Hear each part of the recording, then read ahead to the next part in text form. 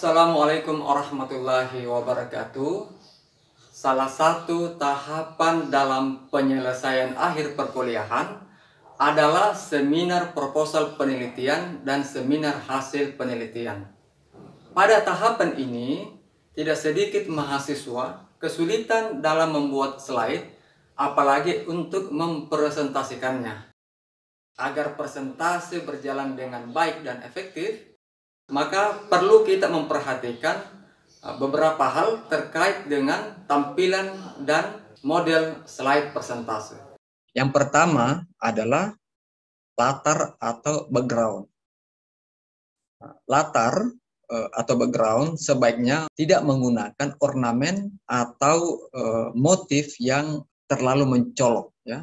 Mengapa demikian? Karena ornamen yang terlalu mencolok itu akan mempengaruhi tampilan huruf dan tidak menutup kemungkinan huruf itu akan tenggelam dengan ornamen-ornamen yang mencolok itu. Nah, sangat disarankan latar itu sebaiknya berwarna putih supaya jenis warna huruf apapun yang kita berikan, kita masukkan, itu akan mudah dibaca, ya, kecuali kalau warna putih hurufnya ya tentu tidak akan terbaca karena latarnya itu adalah warna putih. Itu yang pertama. Yang kedua adalah huruf. Yang pertama tadi latar, yang kedua adalah huruf.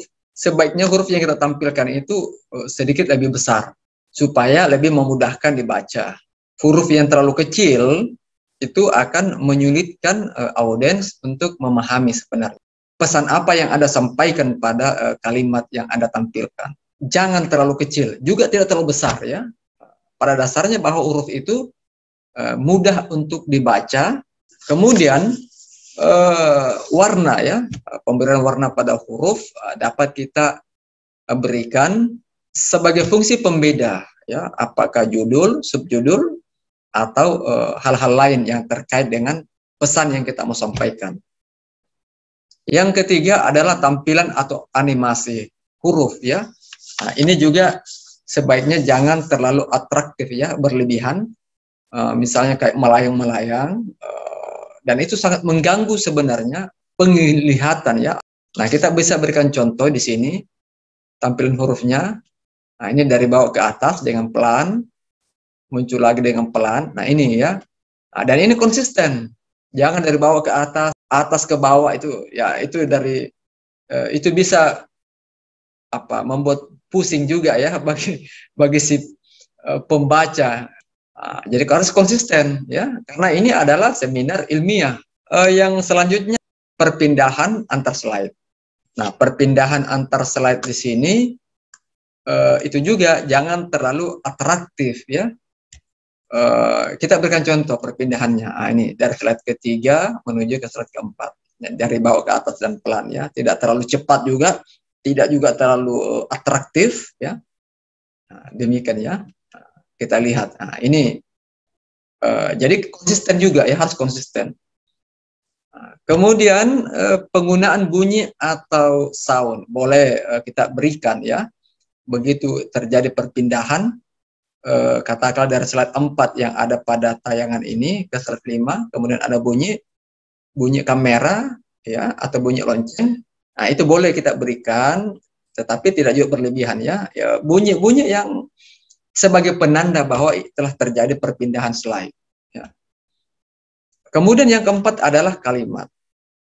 Kalimat yang digunakan merupakan pokok-pokok pikiran atau lebih substantif, ya, yang lebih penting, yang utama, ya. Jadi hindari pemberian sebuah kalimat yang terlalu panjang, dan itu bisa membingungkan si pembaca untuk memahami apa sebenarnya pesan yang mau disampaikan di setiap kalimat itu. Kita berikan contoh misalnya lokus dan waktu penelitian, ya. Nah, ini dia, ya, sederhana sekali, ya, ya. Ini, ya. Nah, kemudian yang kelima adalah gambar, memasukkan gambar di dalam slide. Nah, seperti ini ada gambar, satu gambar. Mengapa demikian kita berikan gambar? Ini sebenarnya simbol lokasi, ya, supaya sebagai lipstick, ya, fungsinya sebagai lipstick supaya mempercantik slide, tetapi tidak mengurangi substansi daripada tampilan. Nah, bisa juga memberikan gambar yang yang sebenarnya, katakan ini gambar yang ada di yang kita ambil di lokus atau situs penelitian. Ya. Atau boleh juga gambar lain yang maknanya sama, ya. Tetapi sangat disarankan gambar yang kita masukkan adalah gambar yang objektif atau gambar empiris yang ada di lapangan. Makanya itu sebelum kita melakukan penelitian ada namanya pra penelitian. Ya, kita boleh mengunjungi lokus penelitian, mengambil gambar. Nah, itu yang perlu diperhatikan terkait dengan slide persentase. Kemudian yang perlu kita perhatikan ini adalah terkait dengan substansi isi daripada slide kita, ya. Nah, ini sangat penting karena kita ini diberikan durasi waktu 10 sampai 15 menit. Jadi kalau kita tidak mampu mengelola slide, ya, kemudian bagaimana kita mempresentasikan, durasinya itu akan bisa lewat, ya, dan itu akan bisa saja kita akan mendapat teguran, ya. Ini yang perlu kita perhatikan. Nah, apa saja yang perlu diperhatikan terkait substansi itu? Nah, itu di sini saya membuat sebuah catatan, itu ada beberapa hal, ya. Yang pertama itu adalah bahwa slide itu terdiri dari 3 bagian utama. Yang pertama ada pembuka, ada isi, dan ada penutup. Di sini kita lihat ada pembuka, ya. Nah, di pembuka ini kurang lebih modelnya kayak begini, ya. Cuma di sini di dalam slide ini ada tertulis program studi S1 akuntansi. Jadi ini dapat kita hilangkan kalau memang ini mengambil space, ya. Karena yang utama di sini adalah apa nama kegiatannya.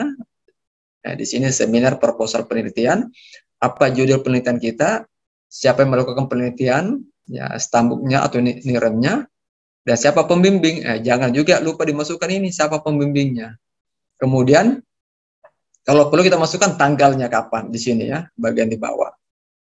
Pada dasarnya kurang lebih informasi ini yang kita harus masukkan di bagian pembuka.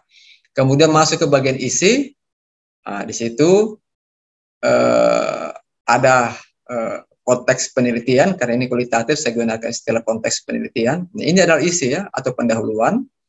Di sini saya menampilkan cuma 2 slide, ya. Nah, ini konteks penelitiannya. Termasuk fokus penelitian dan tujuan penelitian. Istilah fokus ini kualitatif, ya. Kalau kuantitatif rumusan masalah. Cuma 2 slide saja. Kemudian ini sebenarnya ini mewakili bab 1, ya. Kemudian masuk ke bab 2 tinjauan pustaka. Ini bisa kita masukkan, bisa juga tidak. Tapi beberapa kasus yang memperlihatkan bahwa ada mahasiswa yang memang menampilkan tinjauan pustaka, tetapi yang ditampilkan hanya semacam judul dan subjudulnya saja, seperti yang ada nampak di atas, ya. Ada teorinya, ya, kemudian ada kerangka pikirnya, dan kita di sini tidak memasukkan yang namanya hipotesis, karena ini adalah penelitian kualitatif dan sangat tidak dianjurkan untuk ada hipotesis. Ini 1 halaman saja. Kemudian masuk ke bab 3, metode penelitian. Nah, metode penelitian di sini terdiri dari lokus dan waktu penelitian, sumber dan jenis data, kemudian teknik pengumpulan data, kemudian kita masuk kepada metodenya apa. Di sini kita gunakan non-positivistik karena ini kualitatif, kemudian paradigma interpretif yang digunakan, kemudian pendekatan, ya, pendekatan atau metode spesifiknya apa, metode jenis penelitiannya apa. Misalnya kalau di kuantitatif kadang menggunakan metode jenis korelasional, di sini kita menggunakan pendekatan, ya. Kemudian masuk ke analisis data. Analisis data ini, jadi istilah-istilah ini sebenarnya nanti kita sesuaikan dengan perguruan tinggi masing-masing, ya, karena setiap perguruan tinggi memiliki petunjuk teknis penulisan masing-masing, ya. Jadi kita ikuti apa yang telah dikeluarkan oleh institusi kita masing-masing. Kemudian yang terakhir adalah penutup. Nah, itu adalah untuk seminar proposal penelitian. Lalu untuk seminar hasil penelitian, kita sisa menambahkan setelah slide ini, sisa kita menambahkan 1 atau beberapa slide tentang hasil dan pembahasan. Kalau kuantitatif hasil dan pembahasan, kalau kualitatif masuk ke pembahasan ya. Itu ada beberapa bab biasanya. Itu yang paling utama ya. Dan ini yang ada di sini cuma 9-10 slide saja ya, termasuk pembuka dan penutup. Sebenarnya cuma 8 slide. Jadi ini bisa kita presentasikan selama 7 menit ya, bahkan 7 menit. Bahkan lebih cepat dari yang diminta. Nah, untuk lebih jelasnya bagaimana mempresentasikan slide ini, berikut ini dapat kita lihat tayangan video yang diperankan oleh mahasiswa Universitas Padjat Makassar. Selamat menonton. Demikianlah tayangan kami, semoga memberikan manfaat dan jangan lupa menyebarkan informasi kebaikan kepada umat. Sekian, wassalamualaikum warahmatullahi wabarakatuh.